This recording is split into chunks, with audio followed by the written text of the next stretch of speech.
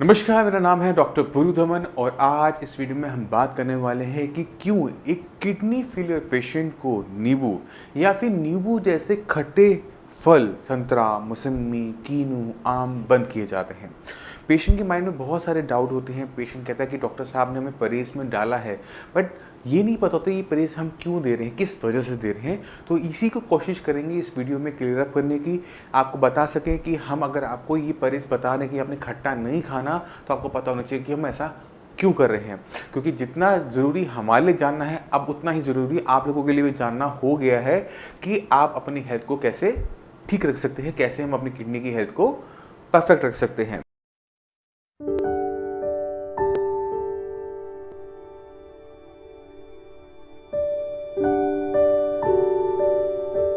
अगर एक kidney failure patient की हम बारे में बात करें, तो जब किडनी फेल होती है तो बॉडी में किडनी का काम नहीं हो पा रहा होता।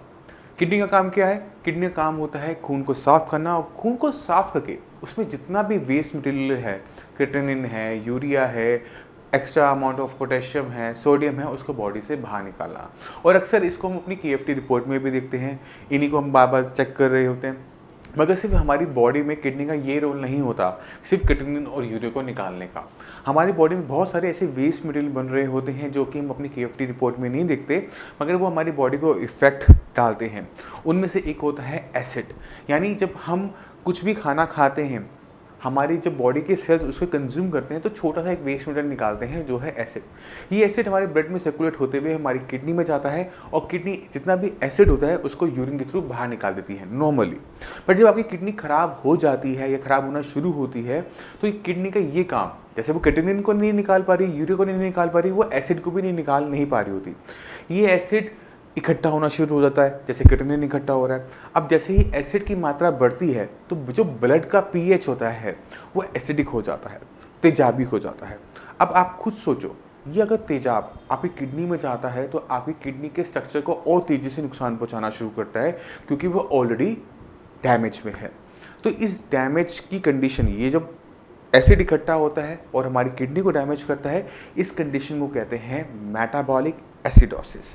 अगर अब किडनी फेलियर का पेशेंट ऐसी कंडीशन के अंदर खट्टे फल खाएगा, नींबू, संतरा, कीनू, विनेगर ले रहा है, कोई भी खट्टी चीज़ लेता है, तो ये एसिड की मात्रा हमारे ब्लड में बढ़नी शुरू हो जाती है। और रिजल्ट क्या होगा? ब्लड का एसिड किडनी को और तेज़ी से ख़राब करेगा। और हम ये देखते हैं, अगर एक किडनी फेलियर का पेशेंट है, उसके लेवल जो हैं क्रिएटिनिन के 3.5 तक बहुत धीरे धीरे आते हैं, कई साल लगाते हैं। मगर जैसे ही 3.5 और 4 का लेवल क्रिएटिनिन का क्रॉस होता है, हम क्या देखते हैं कि क्रिएटिनिन की जो वैल्यूज़ है वो तेज़ी से बदलनी शुरू हो जाती है, बढ़नी शुरू हो जाती है, और उसको 4 से 8 होने में टाइम नहीं लगता, क्योंकि इसके पीछे कारण है मेटाबॉलिक एसिडोसिस। तो इस एसिड को ब्लड में रेगुलेट करने के लिए, कि ब्लड में एसिड एक्स्ट्रा ना जाए, इसी वजह से जितने भी किडनी फेलियर के पेशेंट होते हैं, उनके खट्टे फल, नींबू, संतरा, मौसमी, कीनू, आम, या फिर एसिडिक एसिड जिसे हम विनेगर भी कहते हैं, ये सारी चीज़ें, खट्टी चीज़ें बंद होती हैं। यहाँ तक दही भी बंद होती है, क्योंकि दही के अंदर भी लैक्टिक एसिड होता है, क्योंकि वो एसिड है तो वो नुकसान पहुंचाएगा ही पहुंचाएगा। इस वजह से जितनी भी खट्टी चीज़ें हैं, एक किडनी फेलियर पेशेंट को पूरी तरह से बंद रखनी चाहिए, कि उसकी बॉडी में कोई भी ऐसी कंडीशन तैयार ना हो जहाँ पर उसकी किडनी तेज़ी से डैमेज में आनी शुरू हो जाए। अब सवाल ये उठता है कि अगर मेरे ब्लड में एसिड है, तो मैं इसे चेक कैसे करूं? क्योंकि हम क्रिएटिनिन को तो KFT में देख लेते हैं, यूरिया को भी हम KFT में देख लेते हैं, तो इसको भी चेक करने का कोई तरीका होना चाहिए। इसका तरीका ये होता है कि हम टेस्ट करवाते हैं सीरम बाइकार्बोनेट का। अब बाइकार्बोनेट है, वो एसिड का उल्टा होता है। तो अगर हमारी ब्लड के अंदर बाइकार्बोनेट कम है, यानी एसिड ज़्यादा है, और अगर बाइकार्बोनेट ऊपर है तो एसिड कम है। तो हम बाइकार्बोनेट की वैल्यूज़ को देखकर एसिड का आइडिया लगा लेते हैं कि हमारा ब्लड कितना एसिडिक है। तो आप अगर किसी लैब में जाते हैं, अच्छी लैब में जाते हैं, वहाँ पे कहेंगे कि KFT के साथ साथ मेरा सीरम बाइकार्बोनेट का टेस्ट कर दो, तो आपको आराम से वो टेस्ट हो जाता है। और जो इसकी नॉर्मल वैल्यूज़ होती हैं वो तकरीबन होती है 22 टू 29। अगर आपका बाइकार्बोनेट की वैल्यूज़ इस रेंज में आ रही हैं तो आपके ब्लड में एसिड एक्यूमुलेट नहीं हो रहा। अगर आपकी बाइकार्बोनेट की वैल्यू इससे नीचे आ रही है, यानी अगर मान लो कि 15-16 आ रही है, यानी हमारे ब्लड के अंदर एसिड की एक्यूमुलेशन चल रही है और इस कंडीशन को हम कहेंगे मेटाबॉलिक एसिडोसिस। और इसको रोकने का तरीका बहुत आसान होता है। आपने अपने घर के अंदर, अपने किचन के अंदर बेकिंग सोडा देखा होगा, जो कि हम काफ़ी सारी चीज़ों को बनाने में हेल्प लेते हैं, चाहे वो ब्रेड है, चाहे वो किसी भी चीज़ की फर्मेंटेशन हो, हम बेकिंग सोडा का यूज़ करते हैं। ढोकला बनाने में भी बेकिंग सोडा का यूज़ होता है। तो ये जो बेकिंग सोडा होता है, इसका यूज़ हम एक चीज़ में और में भी करते हैं, और वो है इनो में। आपको जब पेट में जलन होती है तो आप क्या करते हैं, इनो का एक पैकेट लेते हैं, खोलते हैं और उसे हम ले लेते हैं। अब इनो के अंदर दो चीज़ें होती हैं, उसके अंदर एक थोड़ा सा सिट्रिक एसिड होता है और उसमें होता है हमारा बेकिंग सोडा। जब हम पानी में डालते हैं तो वो झाग बना देता है, हमें ये झाग नहीं चाहिए होती क्योंकि इसमें सिट्रिक एसिड जा रहा है। तो हम सिट्रिक एसिड को इनो से निकालें तो क्या बच गया, बेकिंग सोडा। ये जो बेकिंग सोडा है ये हर किडनी फेलियर पेशेंट को लेना चाहिए। अगर आपके लेवल कम है तो कम मात्रा में, अगर आपके लेवल ज़्यादा है तो थोड़ी सी ज़्यादा मात्रा में हमें लेना चाहिए, क्योंकि ये किडनी को बचाए रखता है, ख़राब होने से रोके रखता है। अगर कोई भी किडनी फेलियर का पेशेंट इसका सपोर्ट हटा देता है, नोडोसिस का, सबोसिस का या सोडियम बाइकार्बोनेट बेकिंग सोडा का सपोर्ट हटा देता है, तो मेटाबॉलिक एसिडोसिस बॉडी में एक्टिवेट हो जाता है और किडनी को तेज़ी से ख़राब करना शुरू कर देता है। तो आज आपने क्या करना है, आपने आज गूगल खोलना है, गूगल पे लिखना है मेटाबॉलिक एसिडोसिस, और इस मेटाबॉलिक एसिडोसिस के बारे में पूरी पढ़ाई कर लेनी है। कुछ मेडिकल वर्ड्स होंगे, समझने में मुश्किल होगा, मगर आप उसे आसान भाषा में, क्योंकि मैं आपको समझा चुका हूँ, तो अब आपको इतनी मुश्किल महसूस नहीं होगी। तो अपनी मेटाबॉलिक एसिडोसिस को अच्छी तरीके से समझने की कोशिश कीजिए। और जब आप श्रेयास में आते हैं, साइंस इंजीनियरिंग में आते हैं, आपके खट्टे फल, खट्टी चीज़ें बंद करवाई जाती हैं, तो आपको पता लग जाएगा कि हम ऐसा आपके साथ क्यों परहेज़ करवा रहे हैं। तो हम जब अपना परहेज़ सही तरीके से करते हैं, सही तरीके से हम किडनी की मेडिसिन लेते हैं और सही तरीके से किडनी पे काम करते हैं, तो creatinine level, urea level automatic तरीके से डाउन होने शुरू हो जाते हैं। तो मैं जाते जाते अब आपको कुछ पेशेंट के साथ छोड़ जाता हूँ। आप उनकी वीडियोस देखिए, उनकी रिपोर्ट्स देखिए, तो आपको बहुत क्लियर कट आइडिया हो जाएगा कि किस तरह से हम किडनी की फंक्शनिंग को बढ़ाते हुए क्रिएटिनिन को डाउन कर सकते हैं और क्यों हमारे खाने के अंदर परहेज़ ज़रूरी होता है। नमस्कार, मेरा नाम है डॉक्टर पुरुधमन और आज हमारे साथ हैं शाहबुद्दीन जी। शाहबुद्दीन जी की जो क्रिएटिनिन लेवल था वो 1 महीने पहले 13 का लेवल था और ये आज हमारे पास 1 महीने बाद आए हैं अपनी फ्रेश रिपोर्ट लेकर, और आज उनका क्रिएटिनिन लेवल आ रहा है 2.18। ये जो 13 से 2 तक का जो हमारा क्रिएटिनिन डाउन गया, इसको पहले जानते हैं शाहबुद्दीन से, उनका एक्सपीरियंस कैसे रहा, फिर मैं आपको समझाऊंगा कि हमने कैसे अचीव किया। तो शाहबुद्दीन जी, आपको कब पता लगा था कि आपकी किडनी खराब हो रही है? असल में मेरे पेन हुआ था किडनी में, और वो पथरी का पेन था।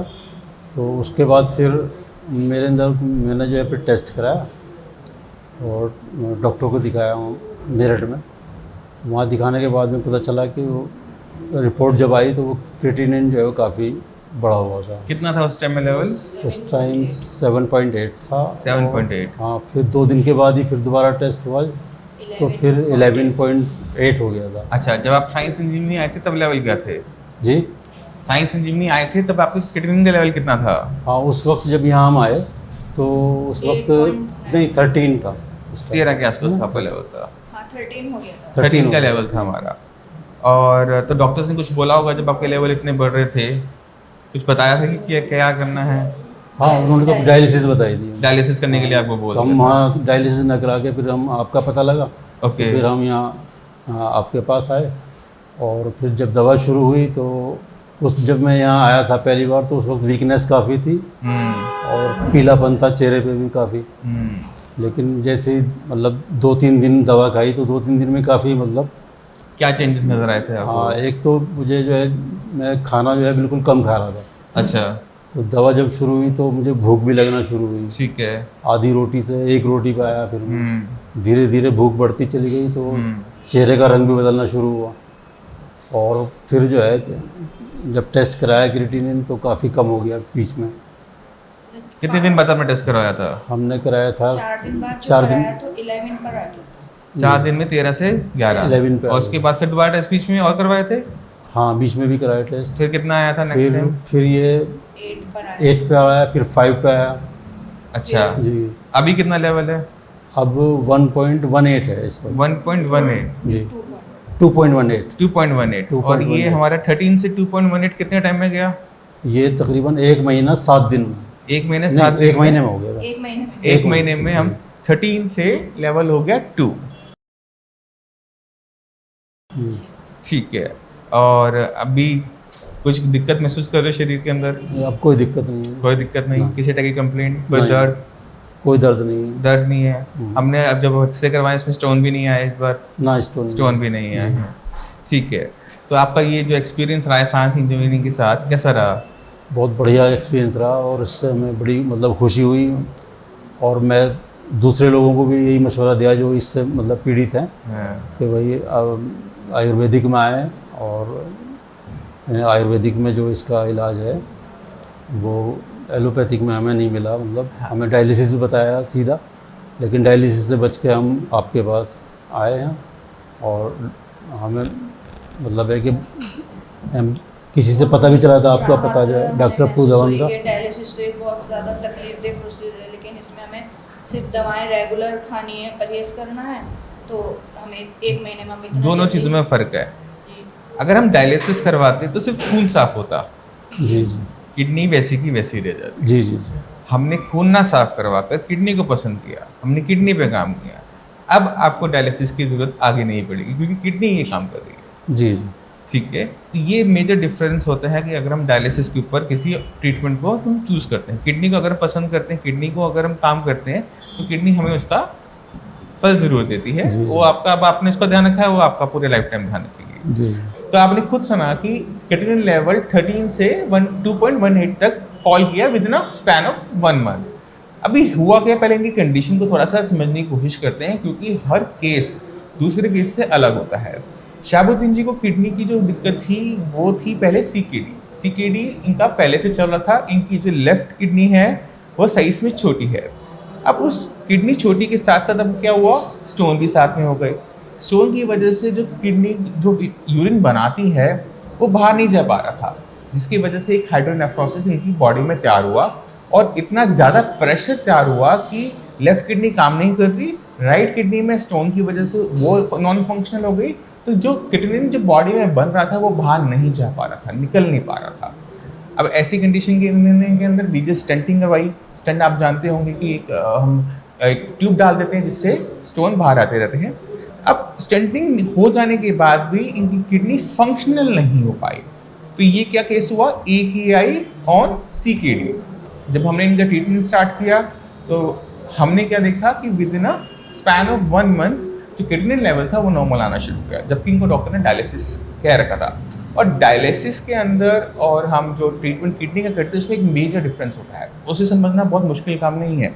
जब हम डायलिसिस को चुनते हैं ऐसी कंडीशन के अंदर तो क्या होता है कि हम सिर्फ खून को साफ कर लेते हैं, खून फिर से गंदा होता है, हमें फिर डायलिसिस करवाना पड़ता है क्योंकि किडनी पे हमने ध्यान नहीं दिया। मगर अगर कहीं पर पेशेंट किडनी को पसंद करता है, किडनी का पे ट्रीटमेंट करना स्टार्ट करता है, तो जो उसकी खुद की फिल्ट्रेशन यूनिट है, खुद की जो डायलिसिस मशीन यानी हमारी खुद की किडनी वो दोबारा से काम करना शुरू करती है और हमें बाहर से डायलिसिस नहीं करवाना पड़ता। ये जो चॉइस होती है ये एक मुश्किल चॉइस हो सकती है, मगर हमें इसको लेना पड़ता है, हमें अपनी किडनी पे काम करते रहना पड़ता है। तो क्रिएटिनिन लेवल का कुछ भी हो, हमें हार मानने की ज़रूरत नहीं होती।